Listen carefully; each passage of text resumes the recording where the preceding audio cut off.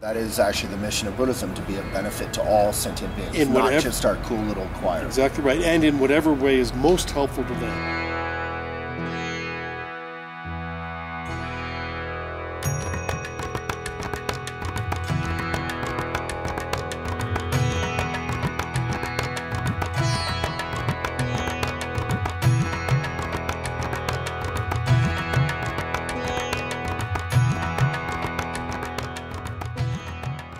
Hello, I'm here with Melvin McLeod, who has been a mentor from afar for many years, the editor-in-chief of Shambhala Sun for how many years?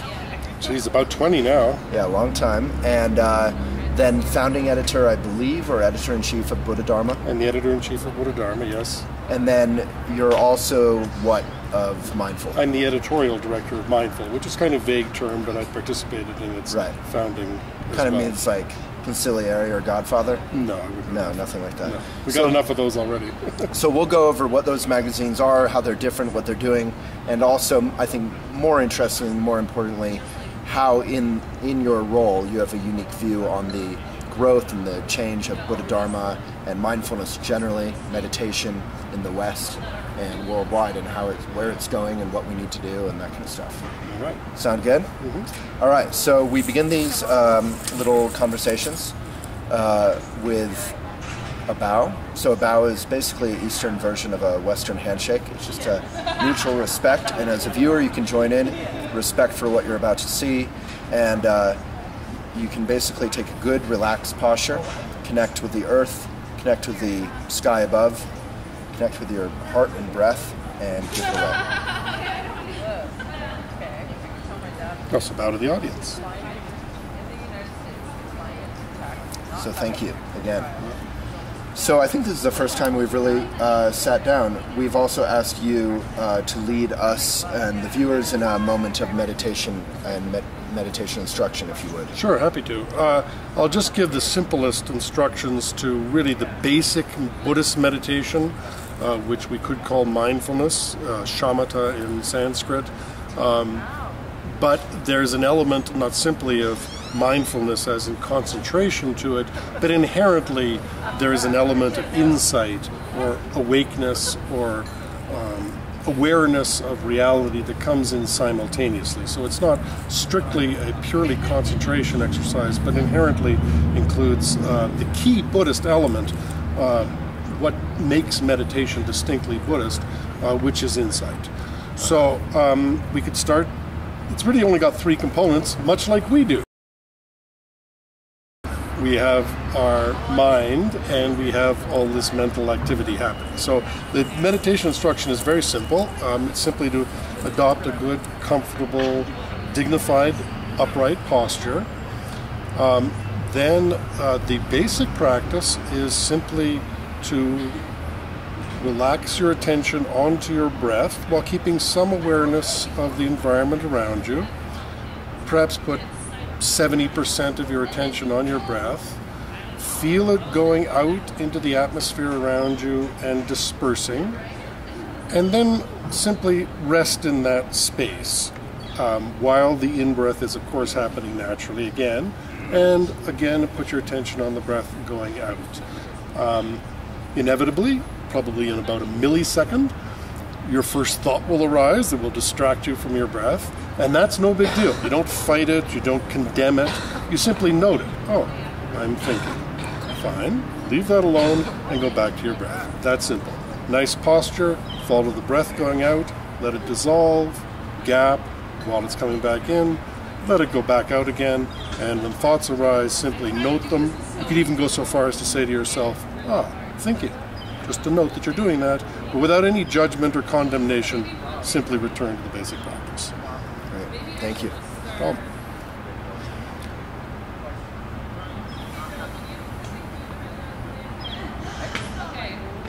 Yes, my first thought has arisen.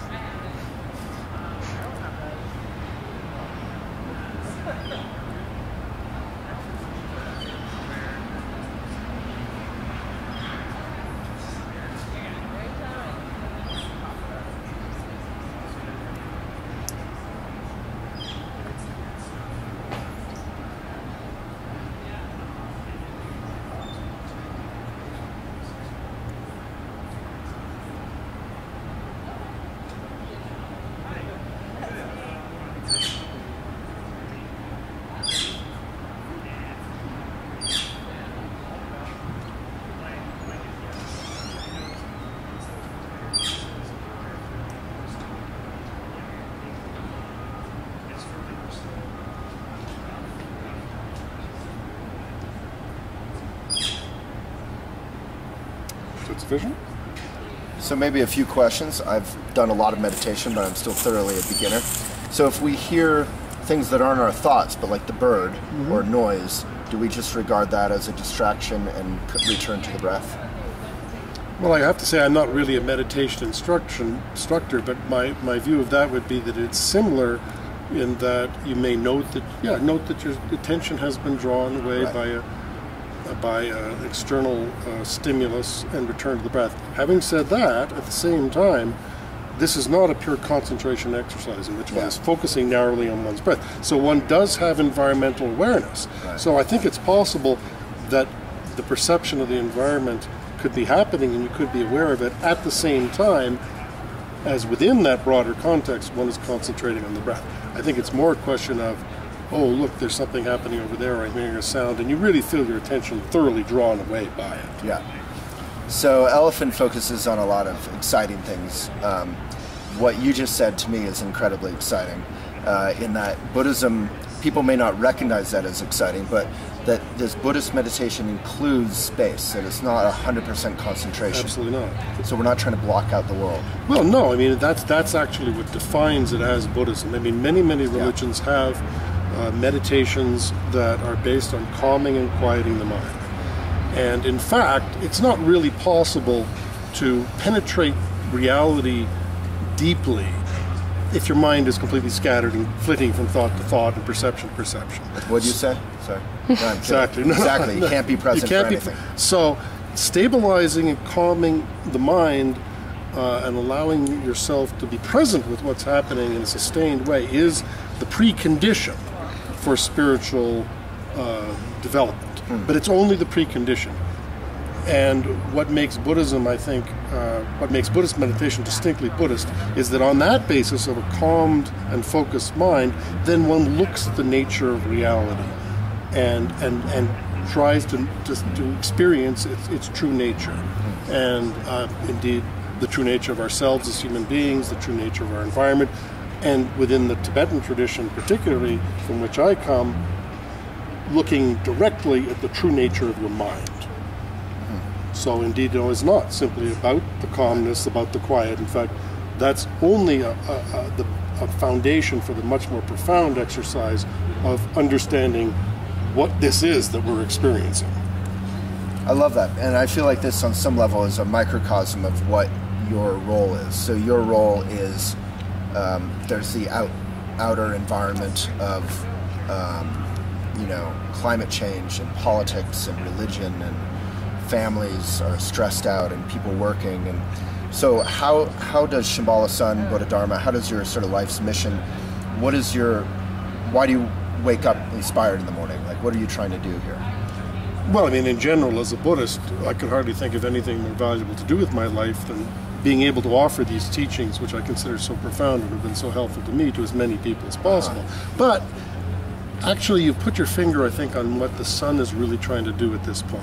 Because the Sun's not specifically Buddhist. Yes, it is. At this point, yes. I mean, yes, it is. Yes, it is. It's a Buddhist magazine. I always feel like maybe it is specifically Buddhist, but it includes so much. Well, I think that maybe isn't stamped as Buddhist. Does Buddhism itself. Right. Exactly right. But I think what Buddhism offers, and more we've been focusing on this in the Sun, is if we were to take issues that people are concerned with in life right now, stress, environmental degradation, political division, war and peace, as well as fundamental day-to-day life questions like working with anger, working with distraction, working with habitual patterns of mind and body that we're stuck in. And over the last year, the Sun has been trying to address those problems, which are really in a way top of mind for people, but offering the really profound analysis of them that Buddhism offers. So I think where Buddhism is really distinct, and it goes back to that insight point, is actually, and I'm partisan here, I'm a Buddhist, I believe that Buddhism offers a profound analysis of these challenges that we face that is actually unparalleled, that's not offered in other religions or other philosophies. And at the same time, on the basis of that profound analysis, offers a lot of practical techniques and help. So what I think the That Shambhala... it's not just another philosophy. Or, Exactly right. What I think the Shambhala Sun has been focusing on the last while is a very explicit attempt to offer the both profundity and practicality of Buddhism. So on the basis of that actual practicality has got to be based on deep and accurate analysis. And conversely, profound analysis needs to be practical, otherwise who cares? Right. So I think that if you look at an issue like distraction, for instance, we did a cover story on distraction a while ago, there's a superficial level that we're all concerned about it. You know, we're spending all the time on our cell phones and we're texting all the time and messaging or watching TV, whatever it might be. ADHD for children. All that stuff. And that takes place at one level, and that's really important. But Buddhism offers a much deeper analysis that actually distraction is the way that we protect ourselves and our attempt to maintain this illusion of a separate and solid entity called me. And what we're really protecting ourselves, what we're really against, what we're really distracting ourselves from is actually enlightenment. And it's not fear of death or something like that. Well, that would be true, but in fact, enlightenment is death in some sense at the same time. But you're right, all of those things, we're protecting ourselves against reality. Well, Fair so enough. why? Well, yeah, I mean, I wasn't even trying to make a point. I was trying to ask, like, wouldn't we try and be protecting ourselves from something negative? Enlightenment sounds like a kind of positive thing. Well, that's an interesting question, but from ego's point of view, I mean, if we define as Buddhist ego as, all right, great. I'm this continuous person with a solid core called Melvin McLeod. Right. Now, that's ultimately not true. But then I have to work, and that's what the Buddhist said when he said, here are the Four Noble Truths. The reason you're suffering is that you're trying to maintain that illusion that you are this self-existing, continuous thing called you. Right. And you have to maintain that. You have to maintain that. It's an endless struggle. It's really painful. Yeah. And if you could relax it, actually you would let go of a lot of suffering. I have to say, I was reading Calvin and Hobbes this morning. Yes. In the bathtub, actually, and one of the panels... Calvin, by the way, does spend a lot of time in bathtubs. Yes, and he also tries to distract himself a lot, which is so funny. So he and Hobbes, the tiger, are out looking at the endless stars and saying, wow, the universe is so profound and beautiful, and I feel so relaxed right now. I wonder why people don't look at it more.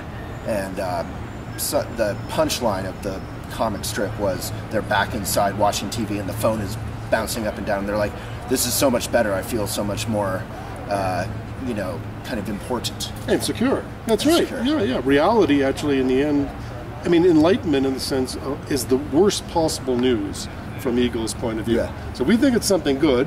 Trungpa Rinpoche said, enlightenment is ego's ultimate disappointment. That's correct. Yeah. In other words, now, if you can get through that, they don't want to, Buddhists don't like to give too much promise, but maybe on the other side of that is something that really could be called happiness or harmony, even enlightenment.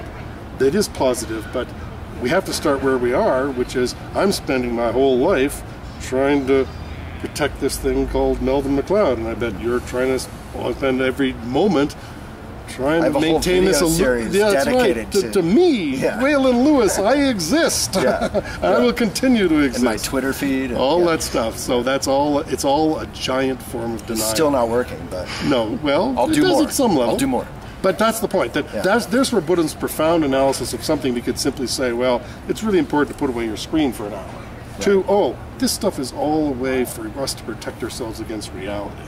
The reality of our minds, our hearts, suffering, pain, death, enlightenment. But you also said it's very applicable and practical. Like, I think people in Boulder pride themselves on, it's the happiest town in the U.S. Like, we go for a hike and we disconnect from our busyness, and suddenly we're present. And maybe it's not us being present in a funny way, we're just being present. Right. But that's sort of what we're talking about too. And there's nothing wrong with it. That is indeed the starting place. Yeah. The only question is, how much further can you take that? Yeah. Because you can, not much, but you can take it all in the end until finally. I mean, from a profoundest Buddhist point of view, this very reality that we think exists is itself a creation and a form of distraction we have created to distract ourselves from emptiness. So I've studied this stuff, but it's still. So you're saying the tree. It's sort of Matrix style, like the tree actually is not a tree? It's level of solid reality. that we believe we're holding on to so hard is actually the way that, at the same time, we're using its apparent reality to confirm our apparent reality. Right. But that's why we'll fight to the death for my veganism or my this or my that, our opinions about things. Well, that's what Trungpa Rinpoche said, that, I mean, in a way you could say it's all a form of materialism. We create the material world, or we hold on to the material world and solidify ourselves in our world in order, because that is what ego is. And that materialism takes a variety of forms. It could take physical materialism, I want to be rich, I want a nice car.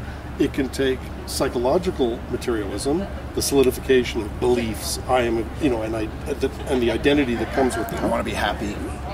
No? Yeah, sure, that would be a sort, and also I'm a vegan, or I'm a libertarian, or I am an anarchist. Those forms of psychological identity is another way we solidify and hold on to identity. And finally, the most pernicious of all, spiritual materialism, in which we take spirituality, religion, God, even Buddhism itself, not as a way to, in effect, kick the crutches out from us, but we use it, in fact, ego co-opts it as another buttress to our self-identity. You're either for me or you're on my team or not. So spiritual materialism, that means if you're not Buddhist, you're a bad person. If you're not Christian, if I'm Christian, you're a bad person. Well, it doesn't even require that kind of duality. It just requires the sense of pride and ego that comes from, I'm a Buddhist.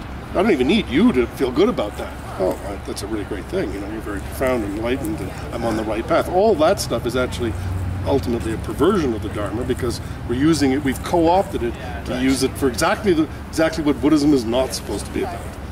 Right. So, yeah, spiritual materialism is something Elephant focuses on and has a lot of fun with.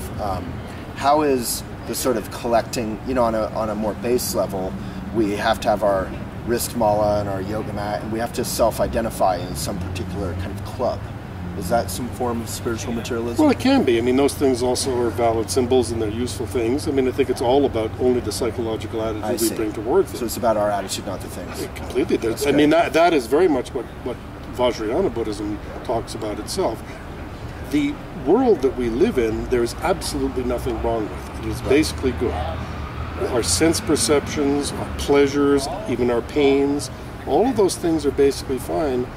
The only problem is what we project on them, of attitudes or beliefs and that sort of thing. And that brings us back to the practice of meditation. It does indeed. There's this quote by Pema, it's a familiar Buddhist concept that our mind or our being is like the sky, and neurosis or thoughts are just clouds, and fundamentally we're basically good, like you said. Sure, a famous metaphor. Another one would be that our basic nature, which is basically enlightened and good, as the basic nature of reality, is like the sun that is always shining in the sky, but we have these neuroses, these thoughts, ignorance, aggression, anger, lust, that are simply like clouds. So they're merely temporary. The actual true nature, the real and ongoing nature of our being is, in fact, that sun that is of awakeness, of wisdom, and of kindness that is always present. And these clouds that pass back and forth are merely temporary obfuscations. And that actually is the basic metaphysic of Buddhism entirely. That enlightenment is actually the permanent reality, and that all the sufferings that we experience are merely temporary and transient things that we can purify. And now, just to bring it all the way back to your original question, I think what we've been trying to do in the Sun, and I think successfully, is to be able to offer this kind of analysis in clear, straightforward, non-jargon terms, as well as the practical implications of this philosophy. And I've been astounded at how well that's been received. I think these are really profound truths that, as long as they're presented understandably, people are really hungry for. Yeah. So maybe for those who aren't aware, what are the differences between the three magazines? Sure. In a way, what we're trying to do with the Shambhala Sun Foundation is almost to provide a suite of services. The foundation's the overall entity? Yes, that's right. As well as a second foundation called the Foundation for a Mindful Society.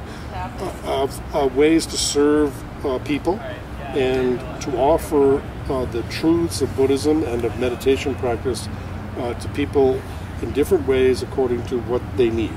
So we have 3 publications, the smallest of which is Buddhadharma, which is a quarterly, which is primarily aimed at self-identified, committed Buddhists. And others who are interested in a deeper study of Buddhism, who have a serious meditation practice, and who want to learn from others in the Buddhist world. It also acts as a community focal point for the committed, self-identified Buddhist world. So I look at Buddhadharma as the place where Buddhists speak to other Buddhists about their practice, about their study, about issues in the community such as abuse, which is the topic of the next cover of Buddhadharma, that are of importance to the development of healthy Buddhist communities. The next, in a way, concentric circle of what we offer is the Shambhala Sun, which is sold on newsstands across North America and read by many people of all kinds of persuasions. Buddhists, people who are interested in Buddhism, people who consider themselves spiritual but not religious, practitioners of other religions, people with no particular religious path at all. But overall, people who are interested in the insights that Buddhism and Buddhists, contemporary Buddhists, and Buddhist techniques have to offer their life in the society. So to me, the Shambhala Sun is where Buddhists offer their insight, their techniques, and their narratives to the society as a whole. And finally, there are ultimately many, many more people who can benefit from and actually want the basic meditation practices that are common to all contemplative religions, not simply Buddhism, of mindfulness, of insight, of developing compassion, and do not at the same time especially want to adopt another religion, some strange Eastern religion, any other religion, or maybe even religion at all. Because ultimately, those practices are not about religions with a capital R. They're about who we really are as human beings and what our inherent capacity is as human beings. That our inherent capacity to be present, to be aware, to know, to have insight, our inherent capacity for compassion and love, these are not anything to do with any particular religious doctrine, right, culture, institution. These are the basic human capacities. So Mindful is a magazine that reflects what is generally referred to as the secular mindfulness movement, which basically says these techniques are extremely effective. They've been proven for millennia. They are not about a religious belief or a system or a cosmology. They're about developing who you are and cultivating the best of who you are as a human being. And that can be, the effects of that can be demonstrated both scientifically and in results, and can have a profound positive impact on your life right now in the society. So those are, I would say, the 3 concentric circles of the publications that are offered both by the Shambhala Sun Foundation and now by the Foundation for a Mindful Society. So, thank you for that. So, how do you, are they growing? Is it going well? You said it was, Shambhala Sun was being received well. I think so, yes. Yeah, how do you feel like you have this unique role, I think, as editor or steward in some ways of this movement? Right. There's many stewards, but it's a powerful voice these 3 magazines have. So how do you see Buddhadharma has a long history of changing whatever culture it went to? Yes. How do you see it unfolding in the last 20 years and in the future in this age of new media? I was reading one of your articles about that. Wow, that's a big question. Just a little question, yeah. Yeah, just a casual, little easy question. Yeah. I'd say a couple of things in terms of the new media thing. We're, I think, now really beginning the evolution that we've known and that's been coming for a long time, that other people have already done, which is that we want to create a much broader base of communications and much more varied offerings beyond focusing primarily on the print magazines that we've done. We've launched a new website which has its own independent identity, lionsroar.com, and we will no longer have websites that are simply seen as adjuncts of the print magazines. It'll be its own website with its own identity and its own vehicle. So no shambhalasun.com, mindful.org. That's correct. Wow. They're now they're part of, and their content is offered in, as well as other things, its own independent internet vehicle, web vehicle. We're putting a lot more effort into social media and email newsletters and all of that, as well as video, hopefully. And so I think what we're going to be seeing in the immediate future is building on the foundation of good Dharma that I think we've got, as well as the print magazines, a much more varied and impactful collection of offerings through a variety of media. So that's the communication side of it. The question about where it's going, where Buddhism is going in the society. I mean, I think in the end, I have great hopes that the mindful movement will have a great, profound impact on the society. It's not Buddhism per se, but it shares a lot in common, and the techniques have been, although common to all contemplative traditions, have been probably most developed within Buddhism. And I think, I'm hoping, and I really believe that can have a profound impact on Western society. As you know, I love that you brought up compassion and stuff. As you know, Yes. one of the only critiques really I've read of the mindful movement, which was on the cover of Time and all that, is that it's really being used as a skill to be present for your job. Often it doesn't include some of the compassion or the view that Buddhadharma has. I think that's actually a stereotype. I think that the people that I know who are leaders of this movement are deep and serious people. But the companies utilizing this movement. Well, you see, that's an interesting question. I also, even within major organizations, I actually don't think that's true. Yeah. I mean, the ultimate guarantee is the practice itself. Yeah. If we were talking about mindfulness as pure concentration, we're going to learn how to focus. Yeah. Shut the world out, do my job, shoot, whatever it is. In fact, that could be misused because it has no inherent moral value. It's simply a technique. I can learn to focus my mind, and I can apply that in good ways or bad ways or whatever ways. That's simply a technique. But what we're calling mindfulness, and it's really just a rubric, inherently includes the opening and awakening that of both the mind and the heart in a way that inevitably leads people to see their interconnection with others, that creates empathy, that creates harmony among people. So, in fact, there are people who say, oh, the corporate world or whatever is going to pervert or corrupt or subvert Or this the practice. Marines. I mean, we've whatever heard it these may be. criticisms for years. Actually, yeah. I think in the end, the actual true practice, and so far it's being presented in that way within the movement, is actually incorruptible, and in the end cannot be stopped from having a positive impact on these organizations. It's a profound statement. Well, I mean, but that's where the world's going a lot. I mean, if one has hope and one isn't totally cynical, which I'm not about people in this society or people in these organizations, people are realizing that everything is better when people are not driven, isolated, competing with each other, purely motivated by self-interest, the connection among people. Yeah. I mean, it's a broader definition of what constitutes a successful economy or organization, but I think that's more and more commonplace. So actually, I think it's all good. I really, really do. It's nice to hear that. So I'm also personally, selfishly interested in your background. You were a journalist at CBC for many years. I was. Was that in TV or maybe It tell wasn't us something TV and about radio. that? Well, I don't know what to tell you. I mean, Well, what was your pretty experience in conventional. training? I mean, you took that training experience into Shambhala Sun and Sure. all that, right? Yeah. So I guess I'm interested in the role of journalism and the integrity of journalism, which is also changing in a world of new media. That's true. And intersecting with something you're obviously deeply committed to and passionate about. So you're not just an advocate for Buddhism, you're also a journalist. Yes, but in a way, there are, broadly speaking, two different kinds of journalism. And one, I guess, for lack of a better word, let's call it objective journalism. Sure. Theoretically, we report what's happening, let the chips fall where they may.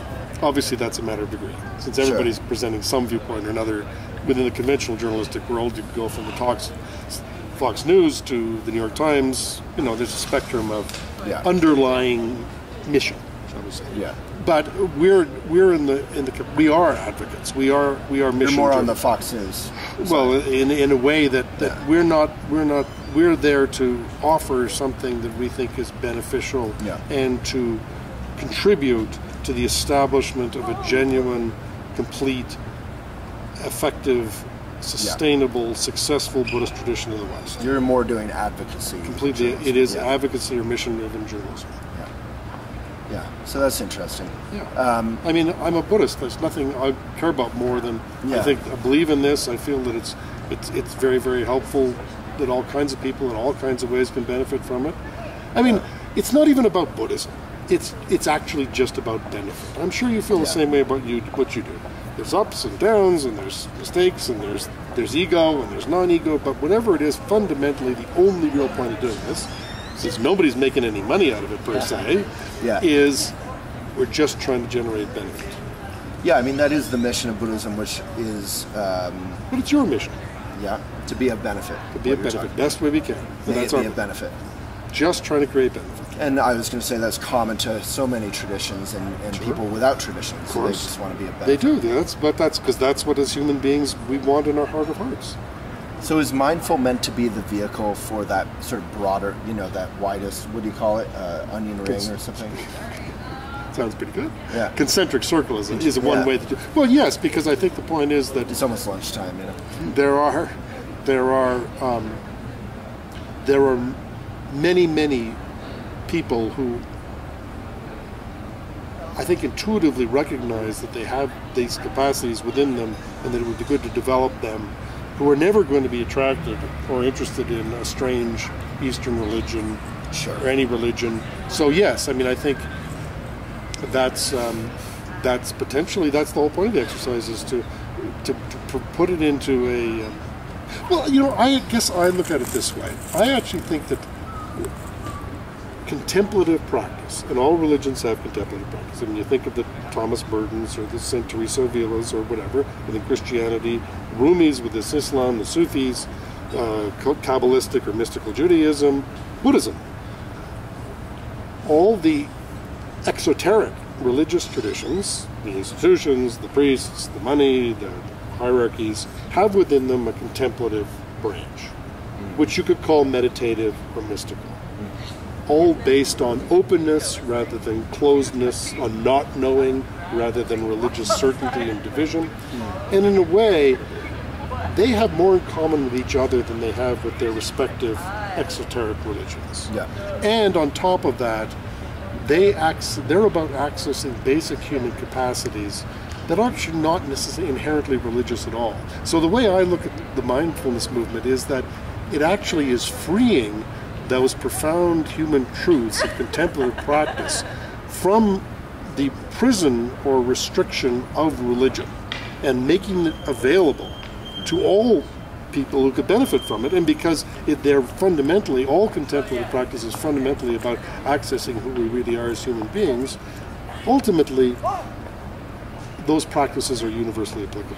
And they've, in fact, their impact and their benefit has been limited by being contained within the ghetto of capital R religion. Yeah. So I think freeing what the mindfulness movement is doing, and I think things like the contemplative psychology movement, which has a strong base here at Naropa University where we're sitting, as well as in Europe with somebody like Han Duet, is doing the same thing of freeing these profound truths of contemplative religion, of which Buddhism is perhaps the most prominent, from the limitation of religious institutions and making them simply human truths.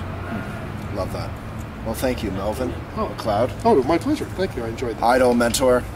Very good on camera.